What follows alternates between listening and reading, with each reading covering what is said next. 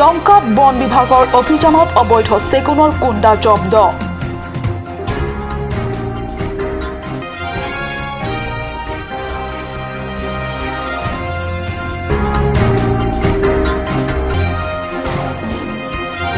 বুকাজনত অনা অজনজাতি লোকৰ ধৰ্ণা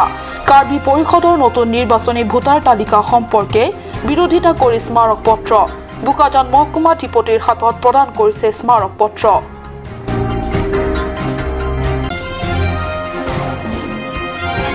খটখটিত দুখনকৈ তেল পৰিবাহী ট্ৰাকত ভয়ংকৰ অগ্নিকাণ্ড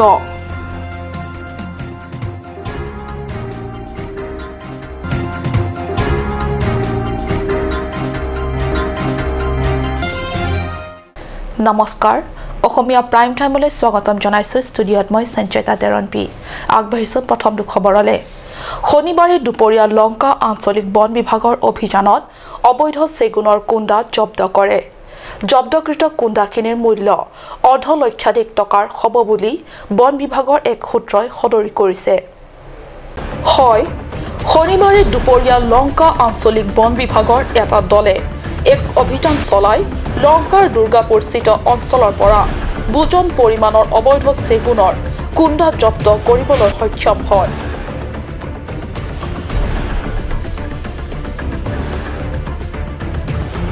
বিশেষ সূত্ৰৰ পম খেদি বন বিভাগৰ দলটোৱে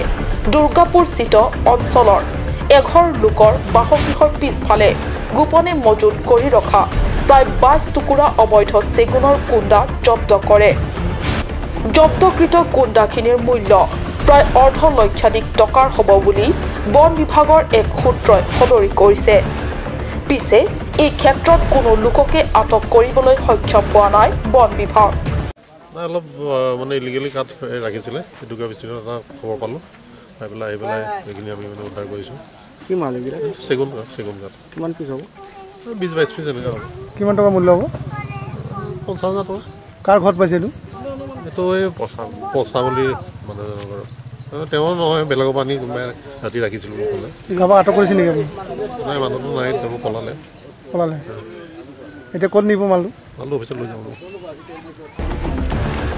পিছত জব্দকৃত চোৰাং কুণ্ডাখিনি বন বিভাগে লংকা আঞ্চলিক বন বিষয়াৰ কাৰ্যালয়লৈ লৈ আনে লংকাৰ পৰা বিশ্বজিৎ চক্ৰৱৰ্তীৰ ৰিপৰ্ট লংকা বুকাজনত অনা অজনজাতি লোকৰ ধৰ্ণা কাৰ্বি পৰিষদৰ নতুন নিৰ্বাচনী ভোটাৰ তালিকা সম্পৰ্কে বিৰোধিতা কৰি স্মাৰক পত্ৰ বুকাজান মহকুমা ধিপতিৰ হাতত প্ৰদান কৰিছে স্মাৰক পত্ৰ ষষ্ঠ অনুসূচী আইনৰ অনুসৰি কাৰ্বি পৰিষদে সুকীয়াকৈ প্ৰস্তুত কৰিবলৈ যোৱা ভোটাৰ তালিকা সন্দৰ্ভত তীব্ৰ বিৰোধিতা কৰিছে অনা অজনজাতি লোকসকলে শনিবাৰে বুকাজানত 39 নং ৰাষ্ট্ৰীয় ঘাইপথত ধৰ্ণা কাৰ্যসূচী ৰূপায়ণ কৰি তীব্ৰ প্ৰতিবাদ কৰে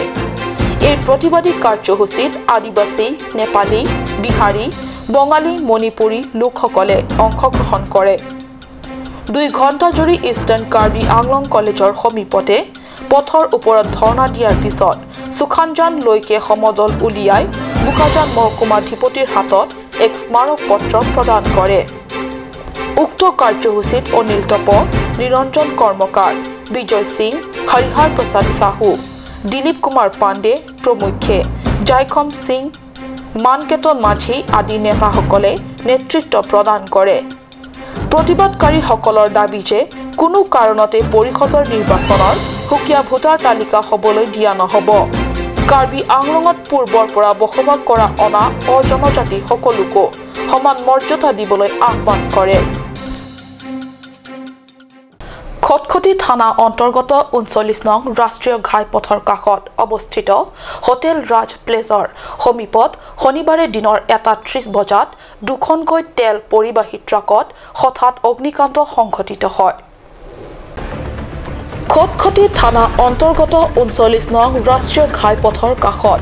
অৱস্থিত হোটেল ৰাজ প্লেজৰ সমীপত শনিবাৰে দিনৰ 1:30 বজাত দুখনকৈ তেল পৰিবাহী ট্ৰাকত হঠাৎ অগ্নিকাণ্ড সংঘটিত হয় জানিব পৰা মতে তেল পৰিবাহী ট্ৰাক দুখন সতীশ পাৰ্কিঙত অবৈধভাৱে ৰখাই থৈ চোৰাং বিক্ৰী কৰি থকা অৱস্থিতে এই ভয়ংকৰ ঘটনা সংঘটিত হৈছে উল্লেখ্য যে পূৰ্বতো উক্ত পাৰ্কিঙত এনেদৰে তেল পৰিবাহী ট্ৰাক জুই জ্বলি ভস্মীভূত হৈছে অবৈধ তেল চোৰাং কাৰ্য বন্ধ কৰাৰ দাবী জনাই বিভিন্ন সময়ত কাৰ্বি ছাত্ৰ সংস্থা অসম জাতীয়তাবাদী যুৱ ছাত্ৰ পৰিষদে মহকুমাধিপতিক স্মাৰক পত্ৰ প্ৰদান কৰি আহিছে কিন্তু ৰাজনৈতিক নেতা পালি নেতা আৰু বিধায়ক পৰিষদীয় কাৰ্যবাহী সদস্যসকলৰ ছত্ৰছায়াত এনে তেল চুৰি কাৰ্য সংঘটিত হোৱা বুলি গুৰুত্বৰ অভিযোগ উত্থাপিত হৈছে তেনে পৰিপ্ৰেক্ষিতত আৰক্ষীয়েও সিন্ডিকেট স্থাপন কৰি ধন সংগ্ৰহ কৰিবলৈ সক্ষম হৈ আহিছে এক প্ৰকাৰ ৰাজনৈতিক নেতাসকলে আৰক্ষীক সিন্ডিকেট স্থাপনৰ সুবিধা প্ৰদান কৰিছে বুলি অভিযোগ উত্থাপিত হৈছে হাঞ্জালাংছত শীতকালীন সংগীতানুষ্ঠানৰ নিশা অনুষ্ঠিত কৰাৰ বাবে প্ৰস্তুতিত লাগিছে হাঞ্জালাংছ কেচিএছ মাণ্ডলিক অহা 1 ডিচেম্বৰত অনুষ্ঠিতব্য সংগীতানুষ্ঠানটিৰ সফল ৰূপায়ণৰ বাবে বিভিন্ন আলোচনা বিলোচনা তথা দিহা পৰামৰ্শৰ বাবে বৃহস্পতিবাৰে পুৱা 11 বজাত হাঞ্জালাংছ কেচিএছ মাণ্ডলিকৰ কাৰ্যালয়ত অনুষ্ঠিত হয় এক গুৰুত্বপূৰ্ণ সভা অহা 1 ডিচেম্বৰত হাঞ্জালাংছ খেলপথাৰত অনুষ্ঠিতব্য শীতকালীন সংগীতানুষ্ঠানটিৰ সফলতাৰ বাবে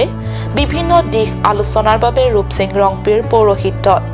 অনুষ্ঠিত গুৰুত্বপূৰ্ণ সভাখনিৰ উদ্দেশ্য ব্যাখ্যা আগবঢ়াই প্ৰতাপ সিং ৰংফাৰে সভাত আলোহী হিচাপে পৰিষদৰ প্ৰাক্তন কাৰ্যবাহী সদস্যক্ৰমে জীবন চন্দ্ৰ পাঠক আৰু ৰাজেন্দ্ৰ ৰংপি কণ্ঠশিল্পী জয়ৰাম ফাংচো প্ৰমুখ্যে হাঞ্জালাংছ কেচিএছ মাণ্ডলিকৰ বিষয়ববীয়া তথা সদস্য কৰ্মীসকল উপস্থিত থাকে